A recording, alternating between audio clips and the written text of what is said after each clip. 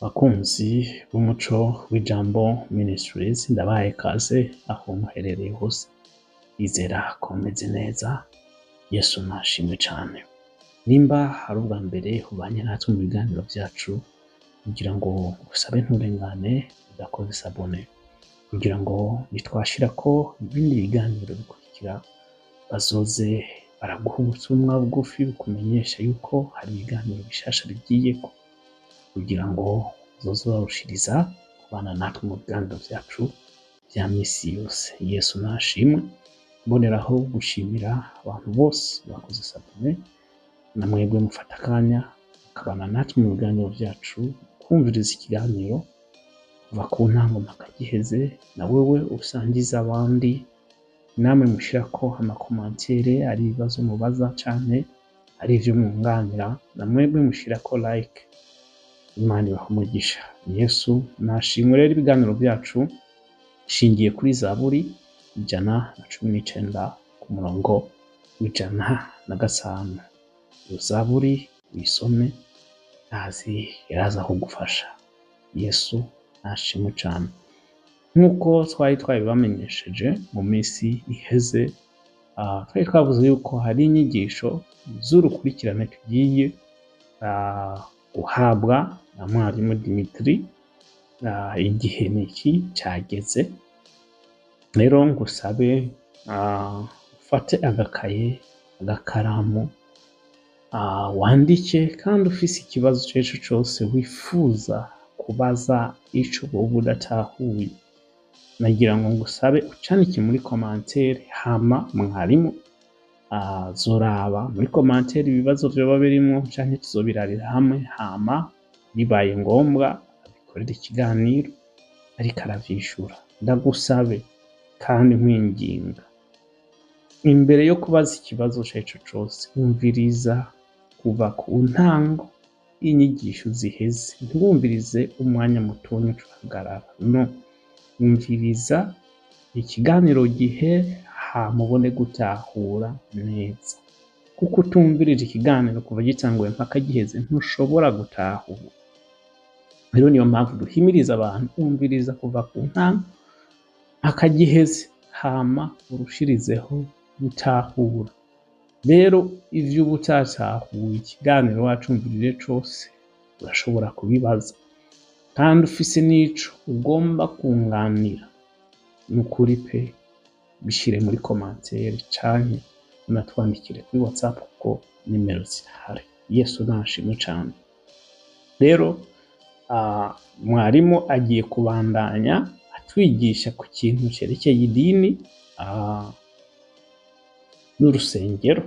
Murabizi nkuko nari nabivuze, yari yakoze gatonyi abikorako, ariko bagiye kubisigura hama turushirizeho gutahura. Mwarimu reka tumuhe ikaze. Ubuntu, amahoro n'imbabazi b'Imana Data twese biri kuri mwebwe no kubera bose. Nkuko twatanguye ibiganiro byo kwibutsanya no kwigishanya, bishobotse no kumenyekanisha ukuri utigeze wumva, ukaba warakumvise, naho ndizera kuzoshobora kunganira kugira ngo bitahurike kumbure kurusha. Iki kigo cyacu cy'idini n'ishengero, byoba vyiza ko abantu batandukanye idini n'ishengero n'imikorere yavyo,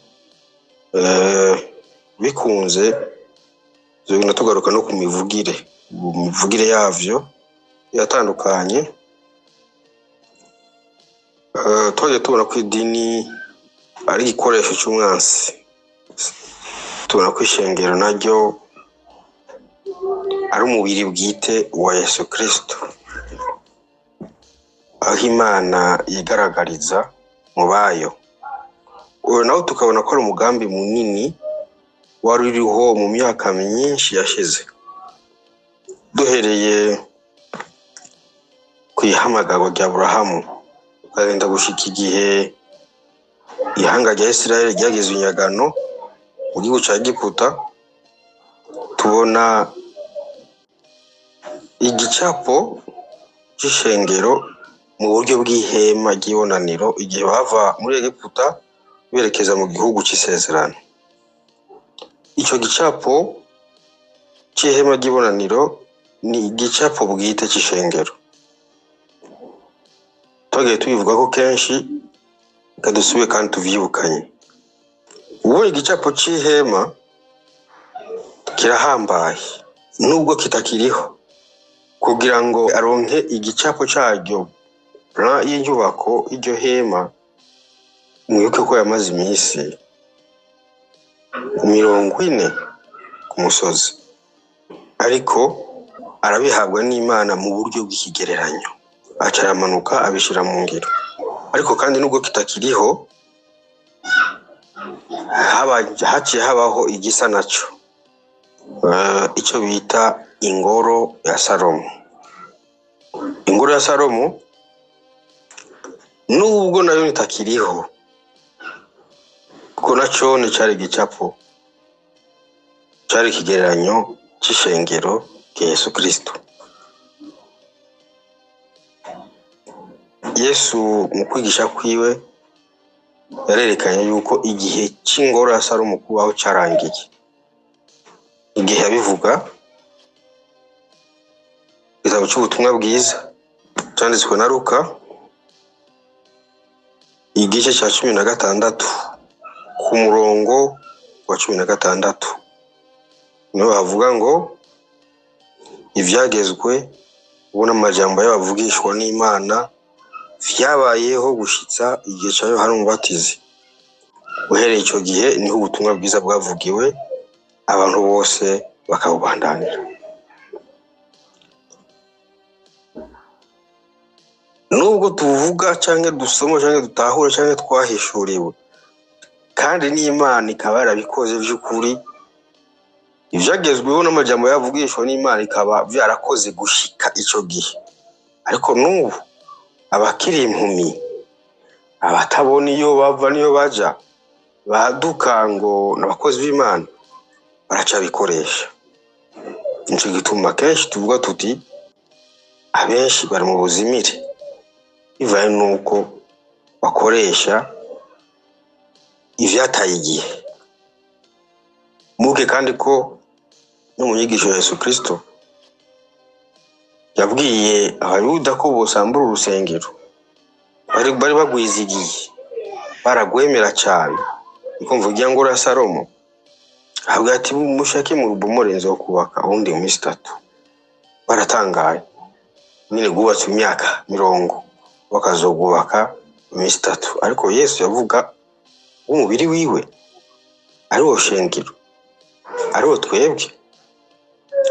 Ubundi Yesu yarabivuze, yaravyigishije, yaravyerekanye mu mikorere yiwe, ariko hageze igihe arusambura burundu n'igihe ari ku musaraba. Niho ca gitambara cazibira hera cane catabuka. Mikorere yo mu ngoro ya Salomo birahagaze, irya yose uzi, ariko giteye ubwoba kandi kibabaje n'ubu biracakorwa mu madini. Irya vyinshi vyakorwa mu ngoro ya Salomo n'ubu biko birakora. Ariko kandi ababibona ni baki yuko bitari bikwiye gukora, ariko kubw'ubuntu n'imbabazi vy'Imana. Nubwo twabivukiyemo tubikuriramwo natwe turabikora mu buryo bw'impumyi, ariko Imana byarayihimbaye kwiduhishurira imikorere y'isezerano rishya.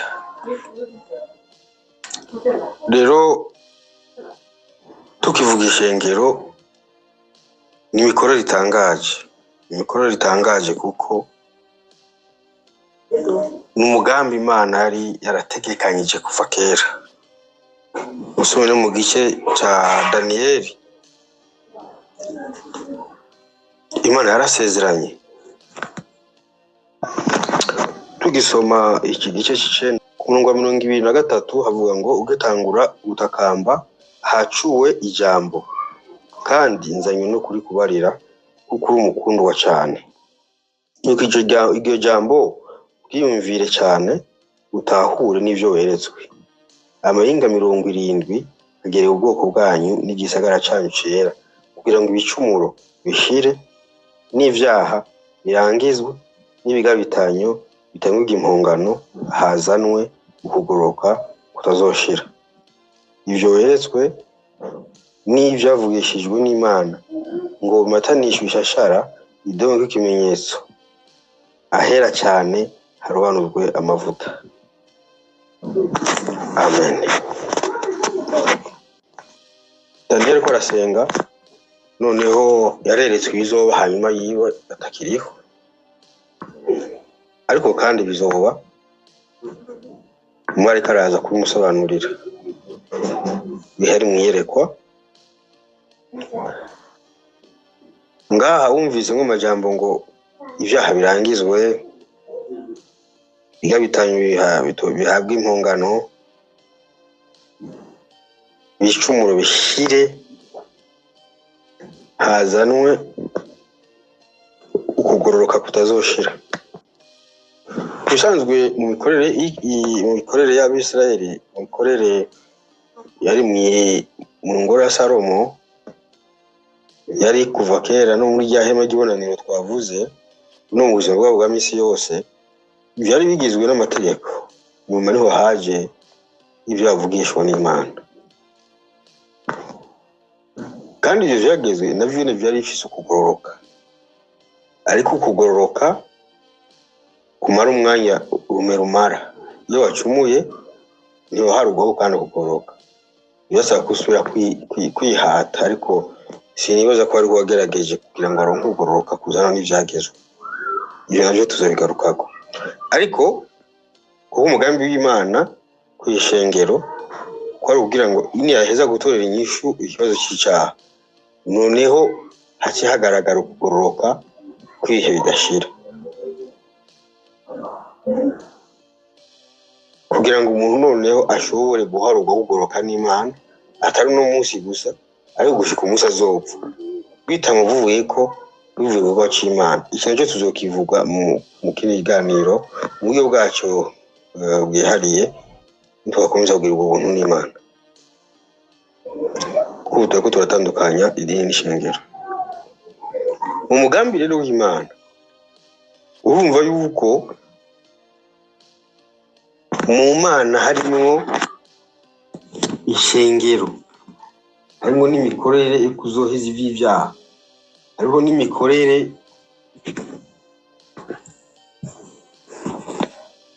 yo guhabwa ugororoka kudashira. Ivyo vyose rero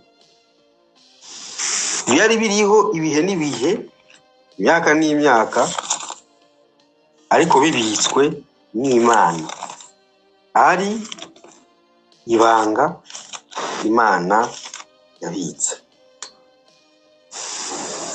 Usomye muri gitabo intumwa Paul yandikiye Abanyefeso igice 3, niyo Paul avuga ngo nico gituma jewe imbohe ya Kristo Yesu, mbohewe mwebwe abanyamahanga, namba mwarumvise ububwiriza bwa buntu bw'Imana nahawe kubagaburira, yuko mu guhishurirwa natiwe ibanga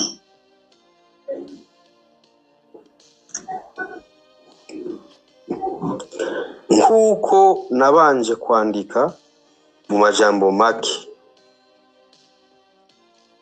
Namwe mwayasoma muzoshobora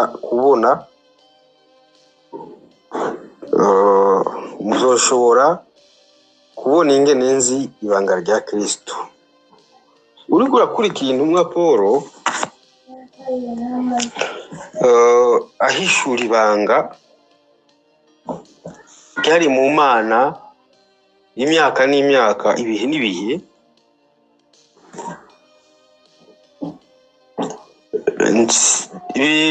bimpa umuco, bikampa umutima wo kudashobora gufata nabi no gushobora gutahura abita abakozi b'Imana badafise iri banga rya Kristo, iri banga ryari mu Mana Paul yahishuriwe, ndabatahura ko kugira ngo utahure ivy'ishengero, utahure ishengero ikorere ya Kristo, bisaba vy'ukuri ko uhishurirwa na Kristo, kuko nibanga. Sinumva rero ngira umuntu yohaguruka avuga ibijyanye n'amabanga atazi, kandi amabanga y'ijuru. Na Paul avuga ati nukuri nimwashobora gukurikirana amajambo navuze, naho navuze mu ncamake, muzoshobora kubona yuko nzi ibanga rya Kristo, kandi ko Imana yayihimbaye kumpishurira iryo banga.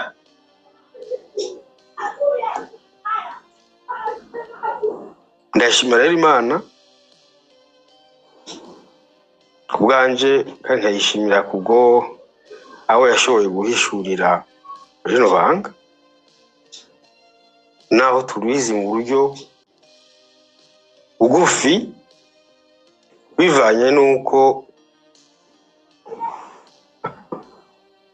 ariko vyahimbaye Imana. Ariko nibaza ko ari imyanya mike duha Imana kugira ngo duhishurire. Nibaza ko Imana biyihimbara kugira ngo turonke akanya keza ko gushobora kuba hafi yayo kugira ngo itwihishurire. Rero bavukanye, tuko turasangira bino biganiro byo kwibukanya idini n'ishengero, ni kugira ngo mu byo murimwo mushobore kubisobanukirwa, mutavyitiranya, hanyuma mutabivanga, kandi bibafashe kutitirira Imana ibitari vyayo, kandi byongere bibafashe kwemangira Imana ivyayo uko vyoba biteye isoni. Iyo mvuga ngo uko vyoba biri n'ubwo vyoba biteye isoni, iri jambo isoni ngira ngo tuzobigarukako. Hari ivyigwa vyinshi vy'ukuri tuzogenda tugarukako. Ubwo Paul yavuze ngo nta soni nifise zo kuvuga ivy'umusaraba wa Yesu Kristo, ngo kandi ubutumwa bwiza ntibuntera isoni ko ari ubushobozi bw'Imana. Hariho impamvu yakoresha iryo jambo, reka tuze turigarukeko mu buryo bwavyo bwihariye. Abantu birabatera isoni kwemanga ukuri cyangwa kuvuga ivy'ubutumwa bwiza kubw'impamvu nyinshi, ariko reka tubeho noneho tubarindure, mwumve ko mushoboye kuvuga ivy'ukuri n'ivy'ubutumwa bwiza atanadusonera dukeye. Narahezagiwe, mukomeze kugira ibihe vyiza. Reka dushimire mwarimu wacu, Imana imuhe umugisha, kandi Imana ibandanye kumuha ihishurirwa, Imana ibandanye kumurongora muri zino nyigisho. Ndizera ko abantu benshi bazotahura, kuko izi nyigisho zirakenewe cyane. Rero bonereho no gushimira umuntu wese yabanye natwe muri kino kiganiro, mboneraho kwibutsa ufise ikibazo ugomba kubaza, bashobora kuvyandika muri commentaire, hama mwarimu azotwishura. Ari ibibazo bibaye ngombwa yuko twishura, nimba ufise commentaire ugomba gutera intege abantu, nahone biremewe, urashobora kubishiramo. Hama wibuke gusangiza abandi iyi linki, uyigumane. Reka tubandanye dusangiza abandi kugira ngo abantu benshi babandanye kumenya ukuri. Yesu yarabivuze ngo muzomenya ukuri ko kubahe bigemvya. Rero ushobora kumenya ukuri utakubwiwe. Rero reka dusangize abandi, bibaye na ngombwa postinge ku masitati yacu ndetse n'ahandi. Imana ibahe umugisha, zosubira mu kiganiro gikurikira.